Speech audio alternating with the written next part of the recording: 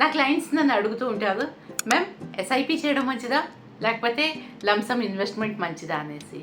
చిన్న ఎగ్జాంపుల్, మీ పిల్లలు daily homework చేసుకోకుండా మంత్లీ వన్సో లేకపోతే 6 monthsకి ఒకసారి వాళ్ళు హోంవర్క్ చేసుకొని లేదా ఎగ్జామ్కి ముందు నైట్ కూర్చొని చదువుకొని ఎగ్జామ్ రాస్తే మీరు ఒప్పుకుంటారా? సేమ్ అలాగే మేము కూడా మీకు ఒక ఎస్ఐపి అన్నది ఒక డిసిప్లిన్ వస్తుంది కాబట్టి ఎస్ఐపి ఒక చిన్న అమౌంట్తోనైనా ఎస్ఐపి స్టార్ట్ చేసుకోండి అనేసి చెప్తాం. అండ్ ఉన్నప్పుడల్లా కూడా లంసమ్ ఏవైనా ఉన్నారంటే కూడా ఇన్వెస్ట్మెంట్ చేసుకోండి. ఓకే, ఇంకొకటి, ఒకవేళ మీరు ఒక ₹1,00,00,000 టార్గెట్ ఉంది 10 సంవత్సరాల్లోనే, సో దానికోసం అనేసి నేను మీకు చెప్తాను మీకు ఎంత ఎస్ఐపి కావాలి. మేబీ ఆ ఎస్ఐపి అమౌంట్ ఏదైతే నేను చెప్తున్నానో అది మీ బడ్జెట్ లో లేకపోవచ్చు. కాబట్టి మీకు ఏమంటానంటే, ఓకే స్టార్ట్ ఒక చిన్న అమౌంట్ తోనే ఎస్ఐపి స్టార్ట్ చేసుకోండి, ఉన్నప్పుడు ఇంత లంసమ్ అమౌంట్ వేసుకోండి. అండ్ ఎవ్రీ ఇయర్ మీకు ఎలా అయితే మీకు ప్రమోషన్స్ అవి వస్తుంటాయో మీకు హైక్ వస్తుంది కదా మీ శాలరీలోని, సో టాప్అప్ అన్నది పెట్టుకోండి.